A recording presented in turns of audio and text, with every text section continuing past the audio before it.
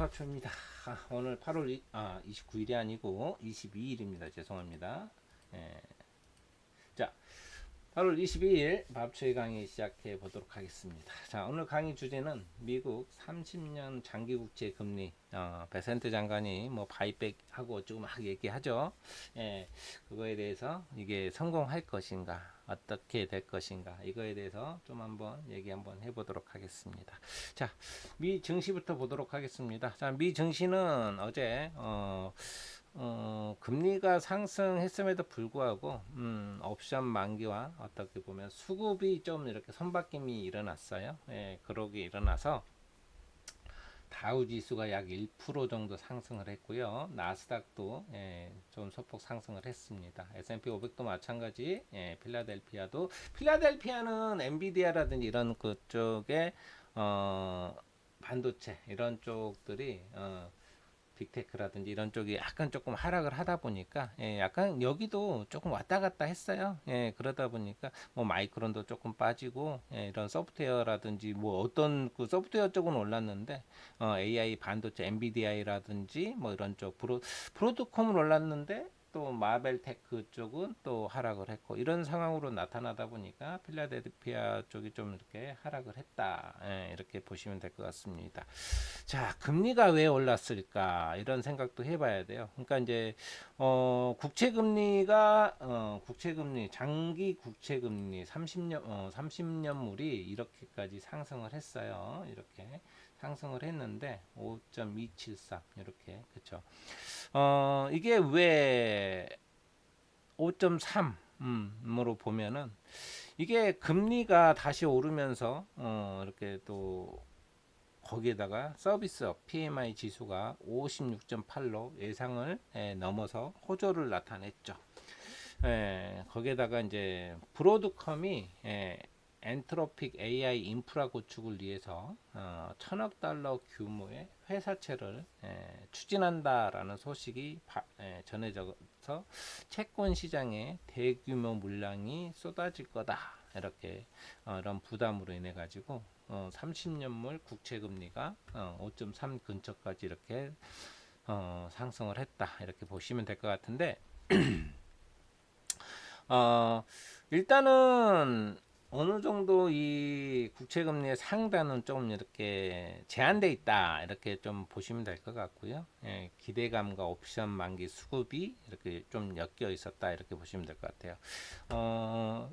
좀 전에 얘기했던 이제 5.3 30년물 금리가 5.3 이게 이제 미 재무부가 받아들일 수 있는 심리적 최후 마지노선이에요. 그래서 금리가 이 수준에 도달하자마자 지금 재무부에서 바이백 규모를 추가로 확대할 것이라고 이렇게 얘기를 했죠. 그러면서 금리가 조금 안정을 찾았는데 그리고 이제 또 올간 옵션 만기에 대한 어떤 수급이 해소가 됐어요. 장 시작 전만 해도 어떻게 보면 하방에 걸린 풋 옵션이 콜 옵션보다 2.5배나 높았거든요. 그런데 장 초반 이 매물들이 대거 출회되면서 저점을 찍긴 했는데 만기 물량이 해소되면서 강력한 반발 매수세가 들어왔다 이렇게 보시면 될 것 같아요. 그리고 이제 그 반도체 쪽은 시장은 관망을 했어요. 관망을 했고요. 그다음에 제약 바이오 쪽 이런 쪽으로 수급이 좀 약간 선박힘이 좀 이루어졌다 이렇게 보시면 될 것 같아요. 이게 오늘 어떻게 보면 미국 시장에서 가장 큰 특징이 선박힘이 업종 간에 이루어졌다라는 손바뀜이 가장 뚜렷했다 이렇게 보시면 될 것 같아요. 반도체 섹터는 숨고르기 중이다 이렇게 보시면 될 것 같고 어떻게 보면 최근 펜실베니아 뭐 어쩌고 이제 데이터 센터 규제라든지 근데 이제 이것도 펜실베니아 이렇게 데이터 센터 규제도 어떻게 보면 님비 현상이죠. 님비 현상. 이게 뭐 이제 그쪽에 물이라든지 전기, 전력 이런 것들이 많이 필요로 하다 보니까 뭐 근데 제가 봤을 때는 나중에는 막 이렇게 우리 주에 설치해달라 이런 얘기가 나오지 않을까 이런 생각도 들긴 해요. 뭐 그건 나중에 가봐야 알겠지만 자, 뭐 최근에 이제 데이터 센터 규제라든지 이런 쪽, 또 AI 밸류에이션에 대한 논란, 어떻게 보면 논란도 있고, 또 이번 주 이제 주말에 진행되는 어떻게 보면 이제 핫칩스 2026 컨퍼런스가 있죠. 거기에다 또 엔비디아 실적 발표가 남아 있고요. 그렇기 때문에 관망세다 이렇게 보시면 될 것 같습니다. 반도체 거래량이 아마 저기 37% 정도 감소한 걸로 알고 있어요. 예, 이거는 투매가 나온 게 아니라 매수 주체가 잠시 비어 있다 이렇게 보면 될 것 같습니다. 소량의 어떤 매물에도 변동성이 강하게 나타난다 이렇게 보시면 되겠죠. 그렇죠? 우리도 뭐 지금 우리 증시도 마찬가지다 이렇게 보시면 될 것 같고요. 제약 바이오 또 소비재 쪽으로 자금이 유입이 좀 됐죠. 모더나가 임상 성공을 했죠. 삼상 임상 성공을 mRNA 쪽으로 임상 성공을 하다 보니 이 제약 바이오 섹터 쪽으로 평소보다 거래량이 30% 넘게 급증을 하는 모습들이 나타났고, AI 하드웨어 쪽에 쏠려 있던 단기 자금이 어떻게 보면 일부 제약이나 바이오, 그다음에 자동차, 소비재 이쪽으로 이동하면서 미국 시장은 그래도 한쪽의 어떤 쏠림보다는 순환매 장세가 이루어졌다 이렇게 보시면 될 것 같아요. 뭐 미국은 뭐 잘 아시겠지만 대부분 국민들이 주식 투자를 해요. 그렇기 때문에 상당히 민감하죠. 우리가 이제 이란 전쟁을 이제 미국하고 이란하고 전쟁을 하면서 트럼프 대통령이 어떻게 보면 타코 이런 쪽이 왜 이렇게 자꾸 일어났는지 이유를 이제 이게 주식이 국민들이 주식을 대부분 하다 보니까 이 주식을 올려야 되거든요. 떨어지면 안 돼요. 일단은 물론 떨어질 때는 어떤 경기 침체라든지 이런 게 있지만 어떻게 보면 이란 전쟁은 트럼프 대통령이 물론 이란 핵을 이제 좀 더 이상 진척을 못하게 하려고 그런 이유도 있지만은 본인이 어떻게 보면 일으켰기 때문에 본인에 대한 어떤 책임이 있죠. 그렇기 때문에 주식이 여기서 떨어진다라고 하면은 더 상당히 더 안 좋아질 수도 있다 이렇게 보면 될 것 같아요. 네. 자, 국채 금리가 어떻게 보면 재상승하는 어떤 매크로 부담도 있긴 한데 빅테크에 대한 어떤 개별적인 호재라든지 엔비디아가 좀 이렇게 호재가 또 나오고 막 그랬었죠. 전력망 투자 호재도 나오고 그랬음에도 불구하고 약 1% 정도 좀 하락을 했죠. 엔비디아가. 그런 상황도 있고요. 이렇게 약 0.98인가? 이렇게 하락을 했고 전혀 문제는 없어요. 전혀 문제는 없고 뭐 제가 봤을 때는 아까 얘기했던 엔비디아 실적이라든지 핫칩 2026 관련해 가지고 관망세를 좀 보여주지 않냐 이런 생각이 들고요. 테슬라가 좀 오랜만에 좀 강하게 또 상승을 했죠. 테슬라 5.14% 상승을 했는데 최근에 그래도 뭐 저점 찍고 이렇게 했는데 뭐 보니까 테슬라 관련주 갖고 있는 분들은 이 갭 한번 조금 여기까지가 조금 한번 왔다가 더 올라갈 수도 있겠지만 한번 저기에서 맞고 내려 조금 조정 주고 다시 반등 나올 수도 있겠네요. 이쪽 이제 그 테슬라가 네바다주의 사이버캡 로보텍스 5,000대 운행 승인이 떨어졌어요. 그리고 세미트럭도 유럽 진출 기대감이 더해지면서 급등을 했다. 이렇게 보시면 되고요. 2차 전지도 좀 이렇게 상당히 중국산 탄산리튬 가격이 4.2% 정도 상승을 하면서 급등했죠. 7월 이후 최고치를 기록하면서 리튬과 배터리주가 강세가 나타났다. 이렇게 보시면 되고요. 소프트웨어가 좀 좋아졌죠. 오라클, 팔란티어, 뭐 클라우드 플레이어 뭐 이런 쪽들이 모두 일제히 강하게 상승을 했고, AI 하드웨어 수급 공백을 어떻게 보면 메웠죠. 대형 계약이라든지 매출에 대한 가이던스 상향 호재라든지 이런 쪽이 나오면서 좀 강하게 상승을 했다. 아까 얘기했던 제약 바이오도 모더나가 어제가 아니라 그저께는 한 170%인가요? 그렇게 상승을 하다가 모더나 차트가 열리나요? 모더나 보시면은 176% 이렇게 올라왔죠. 176% 올라왔는데 176. 자, 여기 보면 알겠네요. 180%가 상승이 나왔었네요. 근데 또 어제는 또 이렇게 떨어지더니 이제 오늘 증시에서는 또 이렇게 상승이 또 나왔죠. 바이오엔텍도 마찬가지 상승이 나왔고, 어떻게 보면 기술주 아까 얘기했던 기술주 자금이 헬스케어 쪽으로 유입되면서 이런 상황이 나왔다. 뭐 우리 증시가 어제 이제 바이오 쪽이 상당히 이렇게 강하게 좀 밀렸는데 내일은 월요일 날은 좀 그래도 어느 정도 반등이 나오지 않겠냐 이렇게 보면 될 것 같습니다. 뭐 우주 쪽이라든지 양자, 원자재 쪽 이런 쪽도 큰 폭으로 좀 상승을 했다 이렇게 보시면 될 것 같습니다. 자, 우리 증시 한번 볼게요. 우리 증시 제가 뭐 이렇게 여러분들한테 말씀을 드렸는데, 자, 우리 증시는 이렇게 좀 박스권을 유지를 해줘야 된다라고 얘기했어요. 제가 여기 선이 좀 이렇게 아주 밀집 이렇게 그려져 있죠. 이 구간에서 좀 당분간 조금 더 움직여 줘야 수급에 대한 어떤 꼬임이 아직까지는 저는 다 풀려 있다고 생각하지 않아요. 지금도 뭐 삼성전자와 하이닉스의 어떤 주주 환원과 뭐 자사주 매입, 하이닉스 자사주 매입하고 그다음에 소각 이런 이슈로 인해 가지고 저쪽으로 막 몰리는 것들도 보이시죠, 여러분들. 그로 인해 가지고 코스닥 쪽도 약간의 수급들이 꼬여 있다. 제가 물론 이제 그거는 많이 줄어든 것 같아요. 그쪽 이쪽에 대한 어떤 그 SK 하이닉스 레버리지라든지 이런 쪽들이 조금은 좀 줄어들었다 이렇게 보고는 있어요.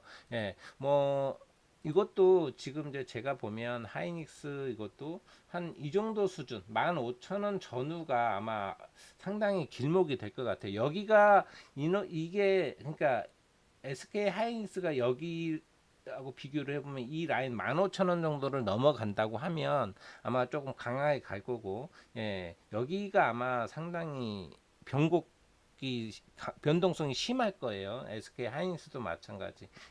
그 정도가 좀 심하지 않겠냐. 그러면 여기는 제가 봤을 때는 한 200만 원 더 이상 넘어가지고 아마 변동성이 있을 것 같다. 이렇게 저는 보고 있고요. 예.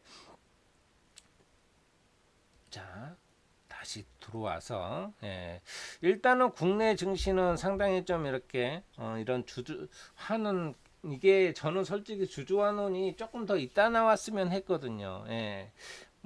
코스피 지수를 방어해 주는 건 좋긴 한데 코스닥 쪽에 떤 그런 쏠림이라든지 이런 것들이 코스닥의 쏠림이 또 이렇게 수급 쏠림에 좀 문제들이 나올 수 있어서 그렇지만 또 그게 또 나올 거는 알고 있었지만 조금 시기적으로 좀 빨랐다 저는 이렇게 보고 있는데 아마 여러 가지 이유가 있지 않았을까라는 생각이 들어요. 뭐 거기까지는 제가 다 알지는 못하겠지만 예상되는 건 있긴 한데 일단 예.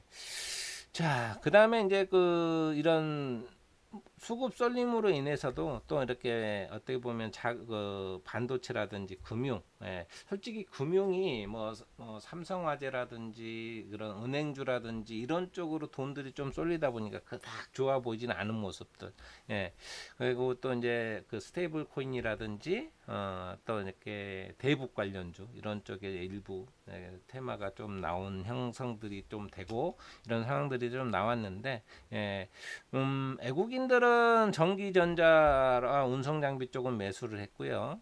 금융 IT 서비스, 코스닥은 거의 대부분 매도를 했죠. 뭐 지금 요걸 보시면은 요걸 보시면 여기 보면 외국인은 양시장 모두 매도를 했고요.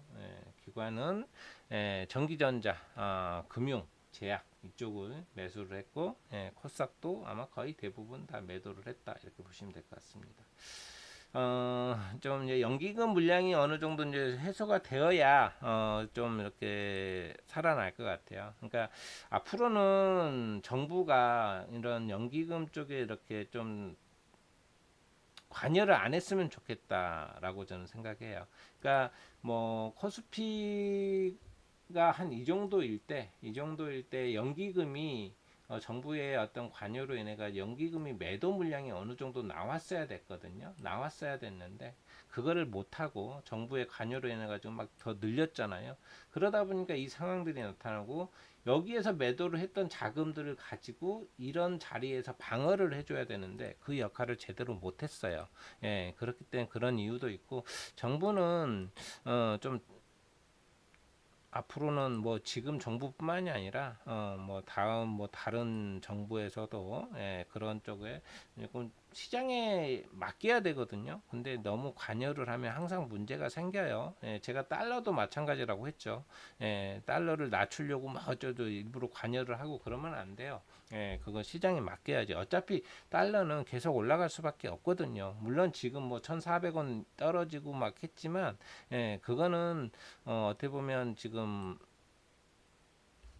삼전 닉스의 어떤 그런 영향도 있지만은, 또 이 미국 재무부의 어떤 이 바이백에 의해서 이렇게 좀 내려오는 것도 있다. 이렇게 보시면 될 것 같습니다. 뭐 지금 이제 여러분들이 좀 이렇게 좀 체크를 한번 해봐야 될 게 뭐 있냐면, 지금 제가 이제 저는 어떻게 보면 이제 코스닥 소부장에서 빠져나간 자금이 어떻게 보면 지금 SK 하이닉스 40조 원 자사주 매입, 뭐 소각, 뭐 이런 쪽에, 또 삼성전자 대규모 한원 프로그램 발표 기대. 삼성전자는 그런 한원 뉴스가 나오면서 또 이렇게 장 막판에 넥장에서 또 이렇게 하락을 했죠. 이렇게 하락을 했어요.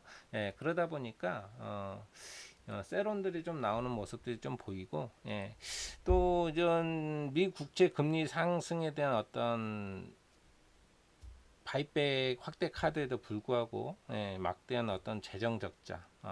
이게 여기에서 여러분들이 이제 30년물이라든지 이런 압박들이 있긴 한데 우리나라 증시에 그 영향을 좀 이렇게 작동을 하고 있어요. 지금 우리나라는 뭐 저기 뭐 이란 전쟁도 그 호르무즈 해협도 있고 막 그렇지만, 지금은 이 국채금리 영향이 조금 더 커요.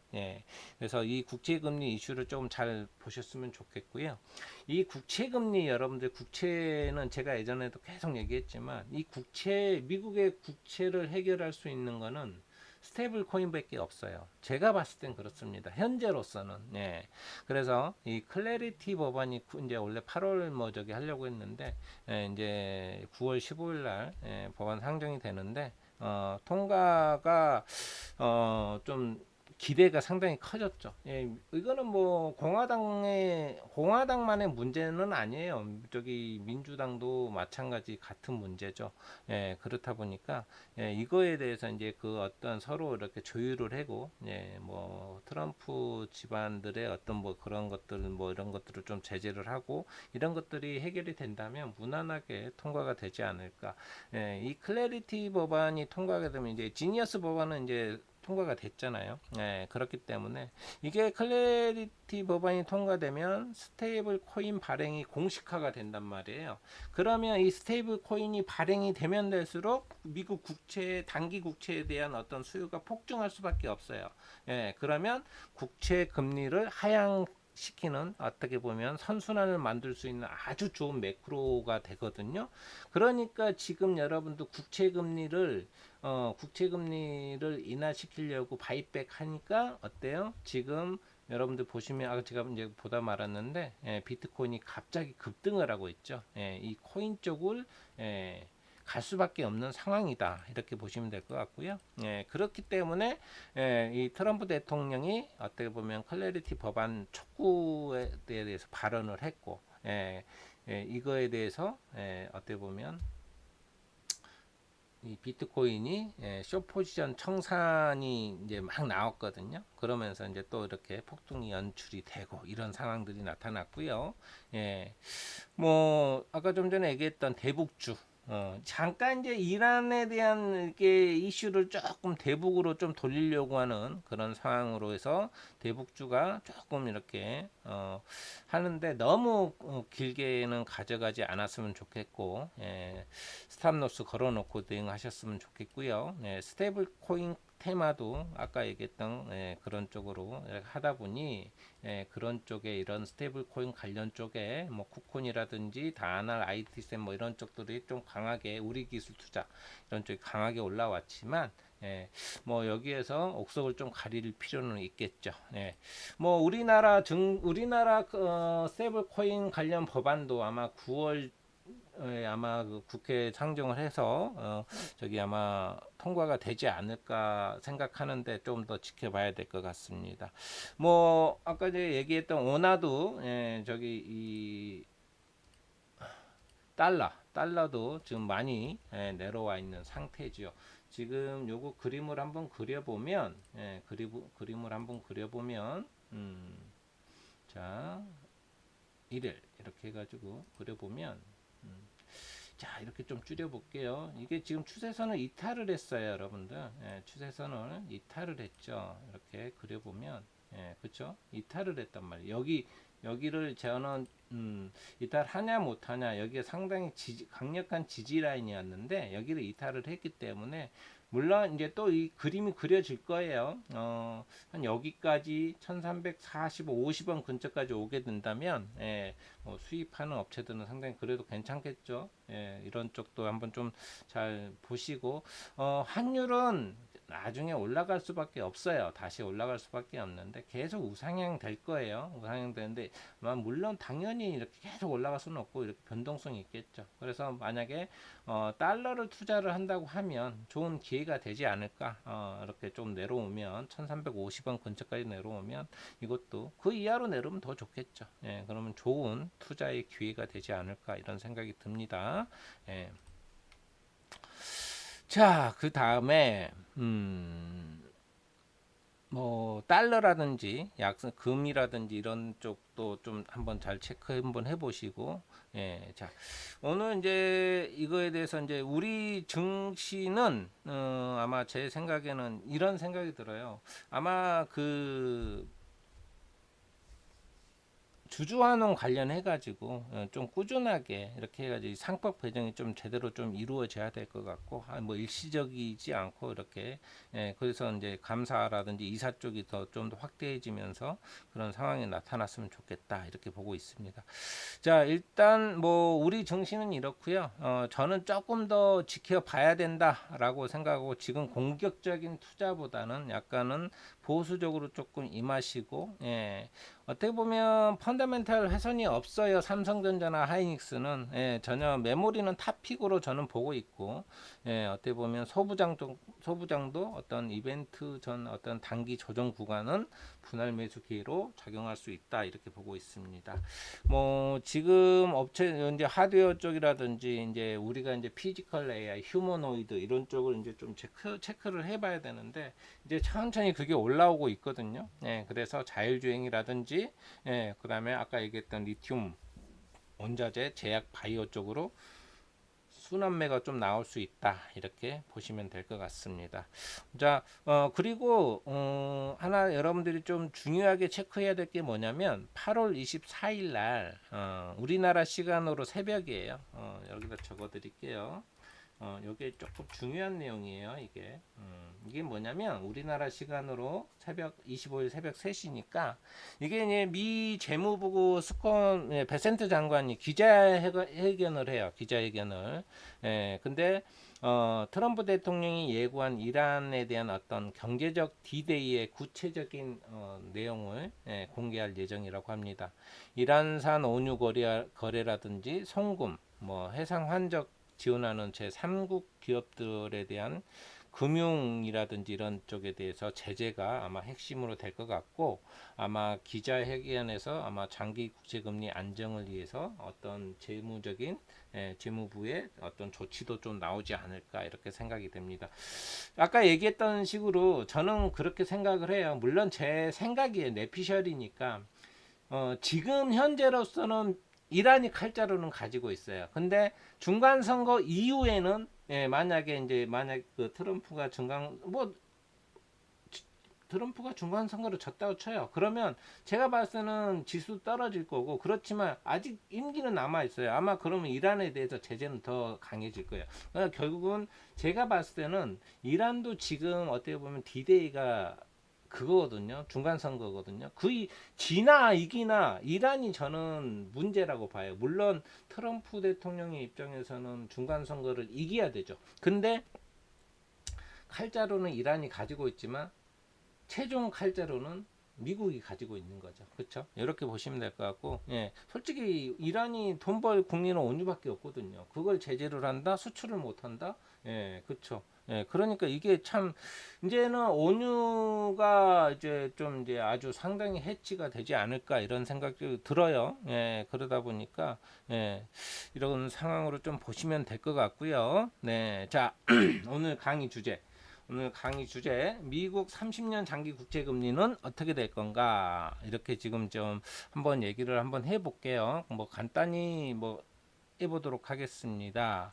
어, 솔직히 그 미국에 대한 어떻게 보면 이런 그 내용들이 솔직히 부담스러운 건 맞아요. 예, 이게 어떤 내용이냐면 국채금리 베센트 장관이 만약에 대부분 전문가들이 어, 이 국채금리 바이백으로 인해 가지고 5% 아래로 유지하려는 미국의 정부 그 조치가 아마 성공을 할 거라고 전망을 해요. 예, 정책 개입이죠 한마디로. 예, 근데 이것도 어떻게 보면 시장이 이제 너무 이렇게 과하니까 이제 억제로 하기 위해서 정책을 개입을 한 건데 만약에 실패할 경우도 생각을 해야죠. 만약에 이게 실패한다라고 하면 시장에 아주 심각한 충격이 일어날 수 있다 이렇게 경고를 하고 있어요. 이 이제 그 뱅크 오브 아메리카 어떻게 보면 마이클 하트넷이라는 전략팀이 있는데 예, 이게 이제 채권만 빼고 어떻게 보면 흐름을 차단하기는 어떤 베센트의 풋 정책이거든요. 예, 가장 최근 단기로 평가를 하는데 어, 예전에 이제 앞서서 아시아라든지 걸프 국가들의 어떤 달러 스와프라든지 이런 쪽에 엔화 또 외환 시장에 개입을 했었죠. 예. 이게 이제 만약에 실패로 된다고 하면 위험 자산인 레버리지에 대한 어떤 숏 포지션이 좀 확대가 돼요. 그렇기 때문에 그러면은 이제 우리가 이제 했던 AI 하이퍼 스케일러라든지 어떤 사무신용 이런 쪽에서 또 금융주 쪽 이런 쪽에서 상당히 경기에 대한 민감하죠. 그렇기 때문에 매도 압력에 노출될 가능성이 상당히 높다. 중간 선거 앞두고 그렇기 때문에 이게 성공할 가능성이 상당히 높다라고 해도 우리는 그래도 이게 성공할 건지 어떤 건지 좀 이렇게 봐야 돼요. 지금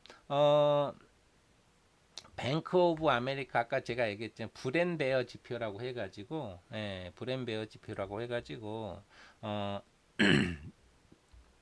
이게 이제 그 어떤 지표로 이제 이렇게 나타낸 거예요. 이게 뱅크 오브 아메리카 이 브랜 지표는 이게 이제 그 매주 발표한대요. 마이클 하트넷 팀이 매주 발표하는데 약간의 역발상 투자 지표 중 하나거든요. 그러니까 이게 지금 보시면 0에서 이제 지표가 2까지 있으면은 극단적인 공포다 그러면서 이렇게 해가지고 강력 매수 신호고요. 이거는 이제 2에서 8까지는 그냥 정상 포지션을 유지해라라고 하고 8에서 10까지는 어떻게 보면 완전히 우리가 최근에 막 했던 포모 현상이 이렇게 나타났던 것처럼 극단적인 탐욕 구간이다. 그래서 강력 매도 신호를 이렇게 낸다고 합니다. 이게 이제 이렇게 구간 점수고 상태 분류고 시장 수급 상태. 이제 역발상 관점에서 이렇게 해서 지금 현재 약 9.5까지 상승을 했대요. 그래서 강력 매도 신호를 지금 나타내고 있는데 이거를 이제 이렇게 해가지고 이게 어떻게 보면 시장이 어떻게 보면 이렇게까지 올라왔다라는 거는 더 이상의 시장에 현금이 거의 없다라는 거죠. 고갈됐다라고 이렇게 실탄이 거의 없다라고 얘기를 하는 거예요. 그러니까 주식을 사줄 주체가 많지 않다. 그래서 아까 얘기했던 순환매가 이루어지고 이런 식으로. 그래서 이제 뭐 우리가 제가 계속 얘기했죠. 뭐 감마 스퀴즈 뭐 델타 뭐 어쩌고 뭐 이런 얘기 막 했잖아요. 옵션으로 해가지고 그런 식으로 이제 그런 시장에서 요즘은 워낙에 그런 쪽으로 많이 일어나다 보니까 조금만 해도 강력한 이렇게 매도 신호가 나오게 되면 뭐 조정이 좀 불가피할 수도 있다 이렇게 해요. 예전에도 2002년도에 이 지표를 도입을 했대요. 2002년도에. 근데 한 번 정도 이제 과거 패턴이 이렇게 나왔는데 이게 향후에 한 2, 3개월 동안 한 2에서 5% 정도의 어떤 조정을 나왔다고 해요.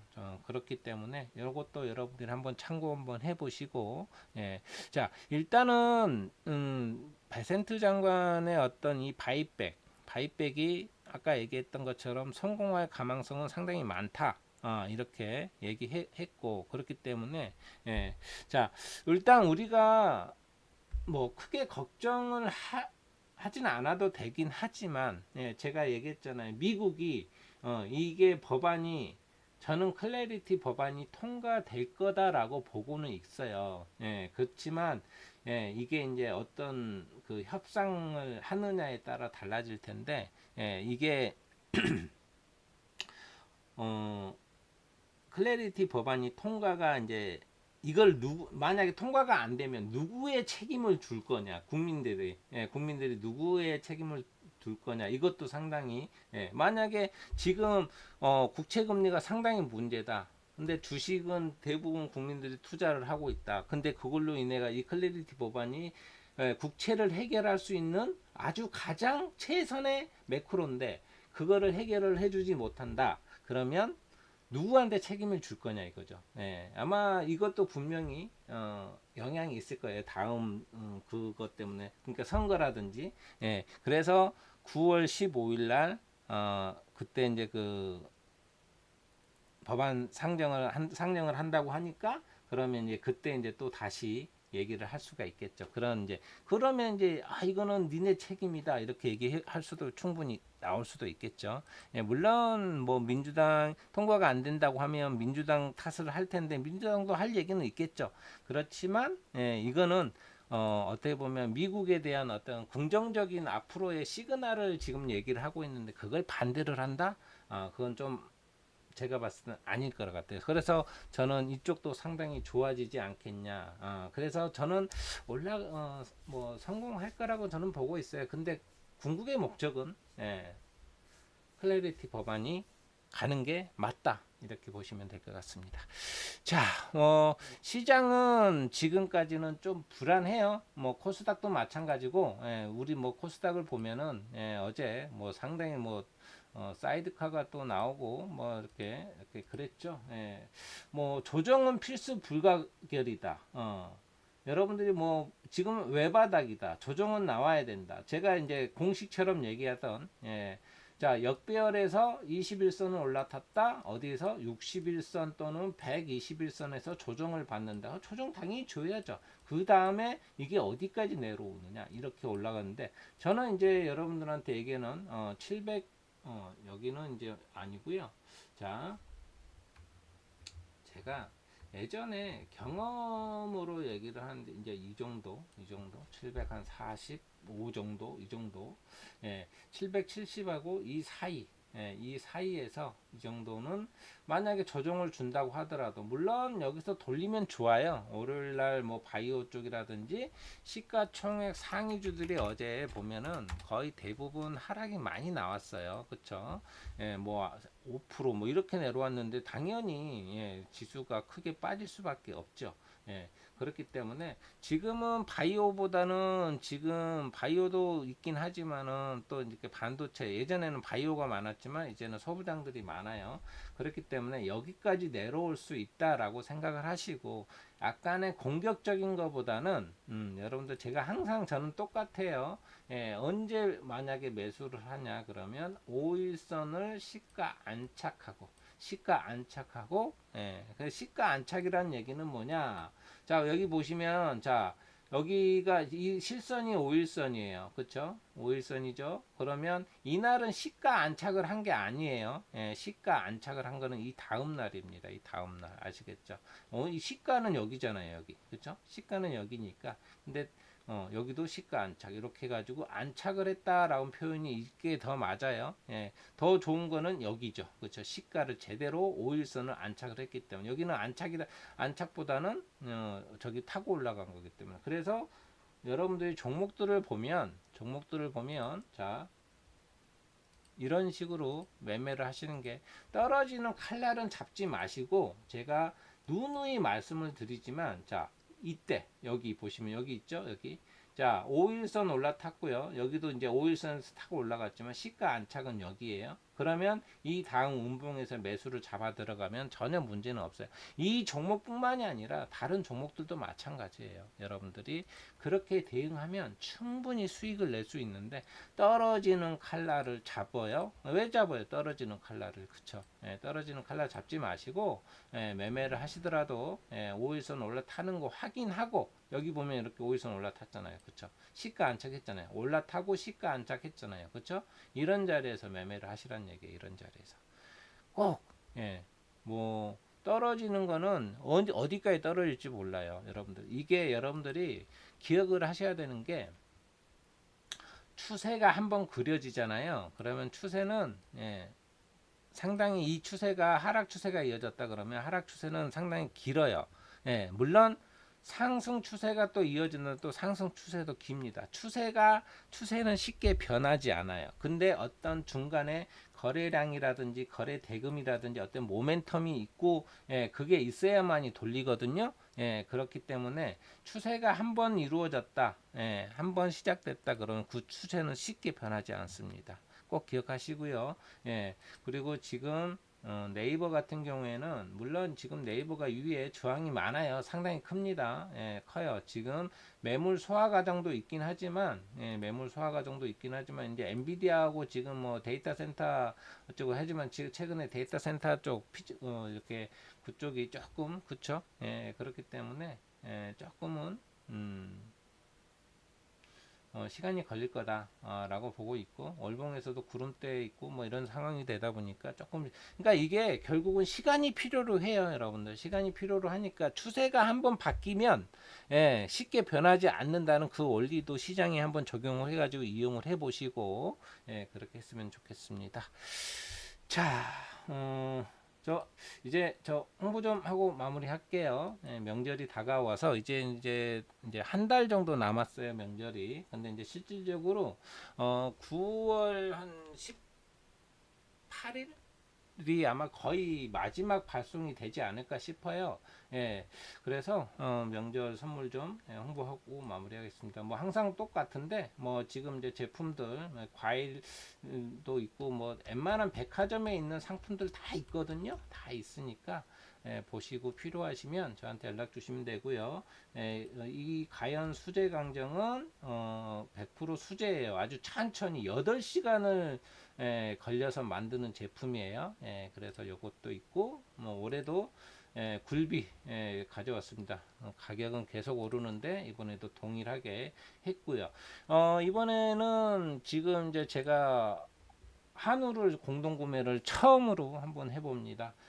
좀 이렇게 아주 좋은 구간에서 좋은 곳에서 또 이렇게 BMS 투뿔입니다. 한우 투뿔이에요. 유구라든지 젖소 아니에요. 예, 한우입니다. 예, 그래서 이번 원래는 이제 저는 BMS 넘버 9 등급만 사용하는데 이번에는 이제 이거에 대해서는 7번, 8번 등급을 가져왔어요. 이것도 투뿔이에요. 그래서 평상시보다 아마 상당히 가격이 저렴할 거예요. 예, 아마 한 뭐 56만 원 판매되는 거 36만 4천 원에 2kg짜리죠. 2kg짜리. 예, 뭐 이런 식으로 클릭하시면 조금 이렇게 하면 잘 나오거든요.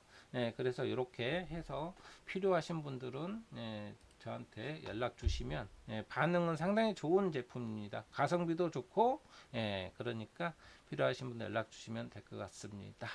자, 명절 상품 많이 이용을 해 주시기 바랍니다. 자, 오늘 초이 강의는 여기까지입니다, 여러분들.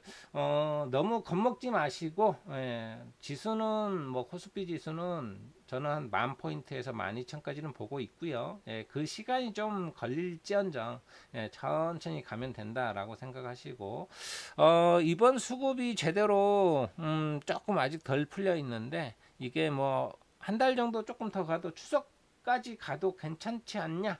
저는 이런 생각이 들어요. 삼성전자와 하이닉스 결국은 그 두 종목이 시장의 어떤 코스피를 좌우를 하기 때문에 그 종목이 두 종목이 어느 정도 좀 더 행보를 이렇게 해준다면 아마 수급은 아마 조금 더 풀리지 않을까 저는 이렇게 생각합니다. 자, 저는 또 다음 주에 찾아뵙도록 하겠습니다. 여러분들 수고 하셨어요. 감사합니다.